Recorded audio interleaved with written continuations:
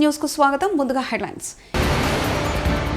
దేశ చరిత్రలో ఘోర అధ్యాయం, ప్రధాని మోదీ.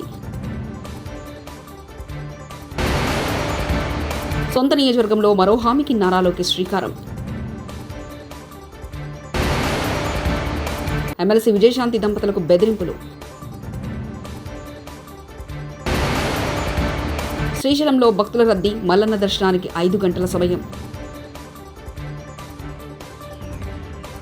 భారత రాష్ట్రపతి ద్రౌపది ముర్ముకు స్లోవేకియా యూనివర్సిటీ గౌరవ డాక్టరేట్ ప్రదానం చేసింది.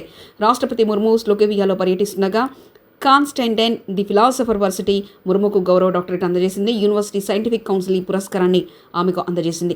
ప్రజలకు ముర్ము అందిస్తున్న విశిష్ట సేవలు గుర్తింపుగా డాక్టరేట్లో గౌరవిస్తున్నట్లు తెలిపింది. అంత చూస్తామని బెదిరిస్తున్న చంద్రకిరణ్ రెడ్డి అనే వ్యక్తి బంజారాహిల్స్ పిఎస్లో ఫిర్యాదు చేసిన విజయశాంతి భర్త శ్రీనివాస్. విజయశాంతి బీజేపీలో ఉన్న సమయంలో ఆమె సోషల్ మీడియా అకౌంట్స్ చూసుకున్న చంద్రకిరణ్ రెడ్డి కాంగ్రెస్లో చేరిన తర్వాత చంద్రకిరణ్ రెడ్డి పక్కన పెట్టి ఎమ్మెల్సీ విజయశాంతి తనకు డబ్బులు చెల్లించాలని విజయశాంతికి చంద్రకిరణ్ రెడ్డి బెదిరింపులు మెసేజ్లు పంపిస్తున్నట్లుగా తెలిసింది. పోలీస్ స్టేషన్లో ఫిర్యాదు చేశారు. జలియన్వాలా బాగ్ హత్యాకాండ భారత స్వాతంత్ర సమరచరిత్రలో అత్యంత ఘోరమైన అధ్యాయమని ప్రధాని మోదీ అన్నారు. ఏప్రిల్ 13తో జలియన్వాలా బాగ్ ఘటనకు 105 ఏళ్లు పూర్తయ్యాయి. ఈ సందర్భంగా రాష్ట్రపతి ద్రౌపది ముర్ము, ప్రధాని మోదీ, కాంగ్రెస్ నేత రాహుల్ గాంధీ తదితరులు జలియన్వాలా బాగ్ అమరులకు నివాళులర్పించారు. ఒక ట్వీట్లో ప్రధాని మోదీ జలియన్వాలా బాగ్ ఘటనలో వీరుల త్యాగం మనలో దేశభక్తిని పెంపొందిస్తుందని పేర్కొన్నారు. మంగళగిరిలో ఓడిపోయిన తర్వాత తాను ఈ నియోజకవర్గ ప్రజలకు మరింత దగ్గరయ్యానని మంత్రి నారా లోకేష్ తెలిపారు. యోగలం పాదయాత్రతో మరో హామీకి మంగళగిరి నియోజకవర్గంలో లోకేష్ అంకురార్పణ చేశారు.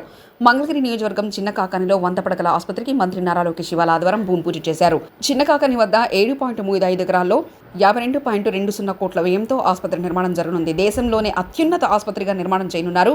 ఏడాదిలోగా ఆసుపత్రి నిర్మాణాన్ని పూర్తి చేయాలని సంబంధిత అధికారులకు మంత్రి నారా లోకేష్ గడువు విధించారు. ఈ సందర్భంగా మీడియాతో మంత్రి లోకేష్ మాట్లాడారు.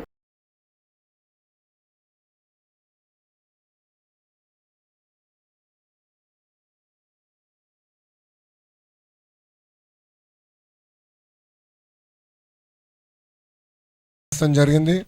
దాంట్లో భాగంగా మంగళగిరిలో ఉన్న హాస్పిటల్ కూడా పూర్తయింది. అనేక లక్షలాది మంది ట్రీట్మెంట్ కూడా తీసుకుంటాం జరిగింది.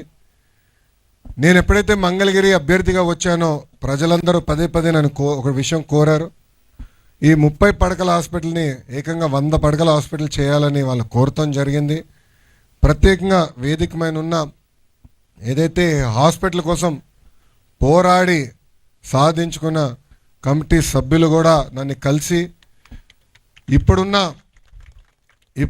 ప్రాంగణం కాకుండా కొంచెం పెద్ద ప్రాంతం ఉంటే, కొంచెం ల్యాండ్ పెద్దగా ఉంటే మెరుగైన సేవలు ప్రజలకు అందించవచ్చు అనే ఆలోచనతో ఈ ప్రాంగణాన్ని మనం ఐడెంటిఫై చేసుకుంటాం జరిగింది. ఇది కూడా గతంలో లాగా ఏదో ఒక 100 పడకల ప్రభుత్వ హాస్పిటల్ కట్టి వదిలేయాలనే ఆలోచన కాదు. వేదిక మీద ఉన్న మేమందరం కూడా దాదాపు 5-6 సార్లు కూర్చొని ప్రతిసారి ఒక 2-3 గంటలు మేము చర్చించి ప్రతి విషయం సున్నంగా అధ్యయనం చేసిన తర్వాతనే లేఅవుట్ కూడా ఫైనలైజ్ చేస్తాం జరిగింది. వేదిక మీద ఉన్న మా అందరి కళ ఒకటే, ప్రైవేట్ ఆసుపత్రికి ధీటుగా ఈ 100 పడకల ప్రభుత్వ ఆసుపత్రి ఉంటుంది. ఒక జోనింగ్ కానివ్వండి, స్టాఫింగ్ కానివ్వండి, మెరుగైన సదుపాయాలు కానివ్వండి అందించే లక్ష్యంతో మేమందరం ఉన్నాం. అమరావతి పనులు కూడా ప్రారంభమైనాయి. సో ఈ ఆసుపత్రికి బాగా రద్దీ కూడా ఉంటుంది. ఎందుకంటే వస్తూ ఉంటారు, ట్రీట్మెంట్ పొందుతూ ఉంటారు. ఇక్కడ ఆర్థో కానివ్వండి, డయాలసిస్ సెంటర్ కానివ్వండి, మన నియోనేటల్ కేర్ కానివ్వండి, అన్నీ కూడా ఇక్కడ అందిస్తాం జరుగుతుంది. సో డీ అడిక్షన్ సెంటర్ కూడా గౌరవ సభ్యులందరూ కూడా మొన్న నాతో మాట్లాడి డీ అడిక్షన్ సెంటర్ కూడా ఇక్కడ ఉండాలి, తలసీమియా సెంటర్ కూడా ఇక్కడ ఉండాలని కమిటీ సభ్యులు ప్రత్యేకంగా కూర్చున్నప్పుడు వాళ్ళు కోరటం జరిగింది. వాళ్ళ కోరిక మేరకు కూడా అది కూడా ఈ హాస్పిటల్లో పెడతాం జరిగింది. వాస్తవంగా కూటమి ప్రభుత్వం ఏర్పడిన తర్వాత గౌరవ ముఖ్యమంత్రి శ్రీ నారా చంద్రబాబు నాయుడు గారు ప్రతి నియోజకవర్గాల్లో 100 పడకల ప్రభుత్వ ఆసుపత్రి కట్టాలి అని ఒక నిర్ణయం తీసుకుంటాం జరిగింది. దాంట్లో భాగంగా 2వ క్యాబినెట్ మీటింగ్లో మంగళగిరి కోసం ఈ హాస్పిటల్ కూడా కేటాయిస్తాం జరిగింది. నేను అనేక సార్లు చెప్పా ప్రజలందరికీ, ఒక నిర్ణయం జీవితం మార్చుతుంది. నా జీవితంలో తీసుకున్న ఆ నిర్ణయం మంగళగిరిలో పోటీ చేస్తాం. 5,300 ఓట్ల మెజారిటీతో 2019లో ఓడిపోయాను. ఆ రోజు నుంచి ఒక పట్టుదల కసితో నేను పనిచేసి ప్రజలకి దగ్గరయ్యాను. ప్రజలందరూ నేను ఒకటే కోరాను, నేను ఏ మెజారిటీ అయితే ఓడిపోయానో దాని పక్కన ఒక 0 పెట్టి నన్ను గెలిపించండి. మీరు ఎంత ఎక్కువ మెజారిటీ ఇస్తే అంత కొండంత బలం నాకు అందుతుందని ఆనాడే నేను ప్రజల్ని కోరటం జరిగింది. ఆంధ్ర రాష్ట్ర చరిత్రలో ఎప్పుడు రాని విధంగా 91,000 మెజారిటీతో నన్ను గెలిపించి శాసనసభకి మంగళగిరి ప్రజలు నన్ను పంపించారు. గౌరవ మంత్రివర్యులు దుర్గేష్ గారు ఇక్కడనే ఉన్నారు. తిరుమల శ్రీవారిని సినీ నటి మీనాక్షి చౌదరి దర్శించుకున్నారు. ఆదివారం వీఐపీ ప్రారంభ విరామ దర్శన సమయంలో ఆమె స్వామివారి సేవలో పాల్గొన్నారు. తిరుమల తిరుపతి దేవస్థాన అధికారులు ఆమెకు స్వాగతం పలికి దర్శన ఏర్పాట్లు చేశారు. దర్శనానంతరం రంగనాయకుల మండపంలో మీనాక్షికి పండితులు ఆశీర్వచనం చేసి స్వామివారి తీర్థప్రసాదాలను అందజేశారు.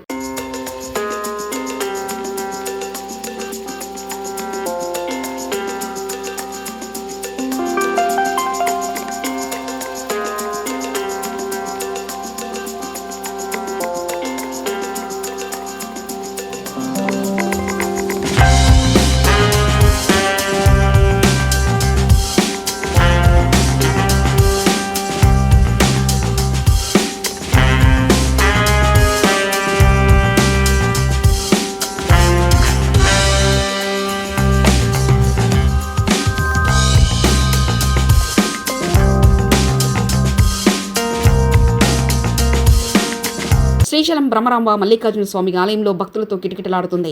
ఏపీ, తెలంగాణలోని పలు ప్రాంతాల నుంచి పెద్ద ఎత్తున భక్తులు శ్రీశైలానికి చేరుకుని స్వామి అమ్మవార్లను దర్శించుకుంటున్నారు. ఇప్పటికే క్యూ కాంప్లెక్స్లో భక్తులతో నిండిపోయాయి.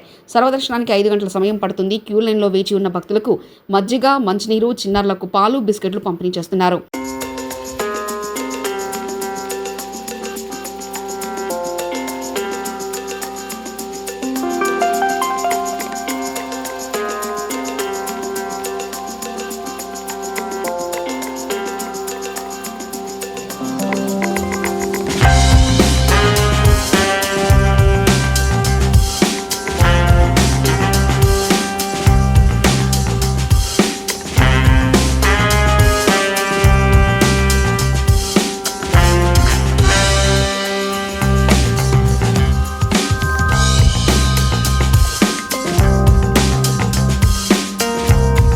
న్యాయం చేయాలని ఆందోళన చేసిన బాధిత కుటుంబంపై లాఠీ చార్జ్ చేసిన పోలీసులు. హైదరాబాద్ బాలానగర్ ట్రాఫిక్ పోలీసుల నిర్లక్ష్యానికి వాహనదారుడు మృతి. చలానా రాసేందుకు రన్నింగ్లో ఉన్న ద్విచక్ర వాహనాన్ని ఆపే ప్రయత్నం చేసిన ట్రాఫిక్ పోలీసులు ఈ క్రమంలో అదుపు తప్పి బైక్ కింద పడడంతో ద్విచక్ర వాహనదారుడి తలపై నుంచి వెళ్లిన ఆర్టీసీ బస్సు. దీంతో అతను అక్కడికక్కడే మృతి చెందిన ద్విచక్ర వాహనదారుని ట్రాఫిక్ పోలీసుల నిర్లక్ష్యంతో వ్యక్తి ప్రాణాలు కోల్పోయాడని ఆరోపిస్తూ రోడ్డుపై ధర్నాకు దిగిన వాహనదారులు, కుటుంబ సభ్యులు.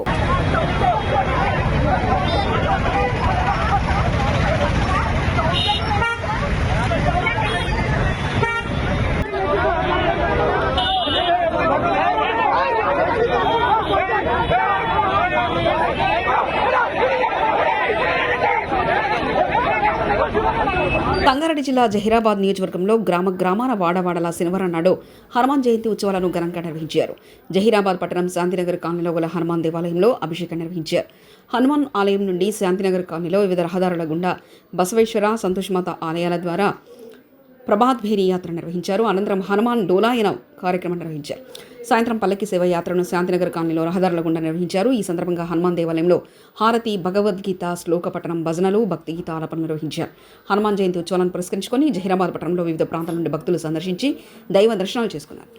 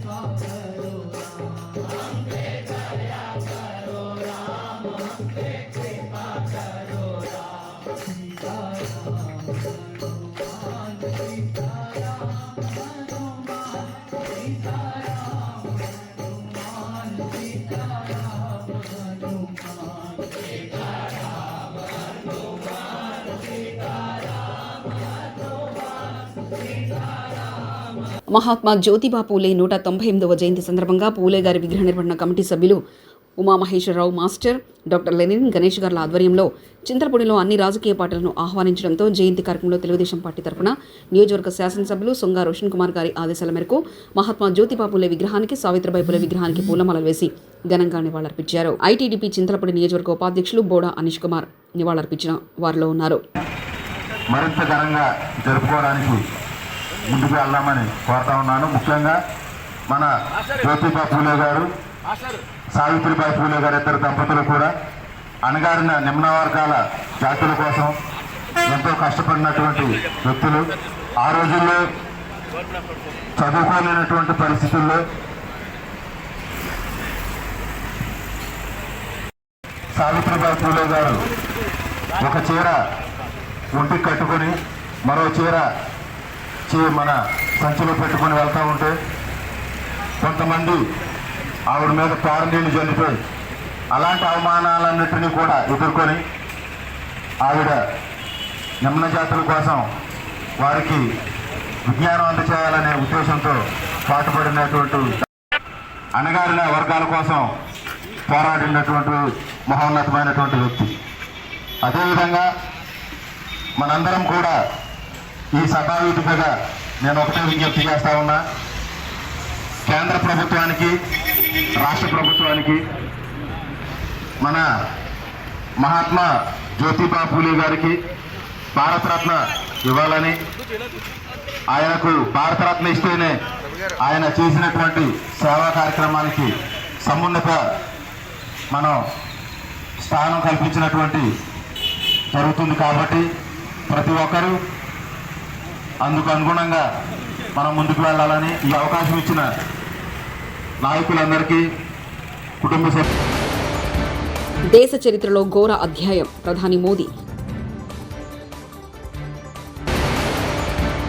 సొంత నియోజకవర్గంలో మరో హామీకి నారా లోకేష్ శ్రీకారం. ఎమ్మెల్సీ విజయశాంతి దంపతులకు బెదిరింపులు.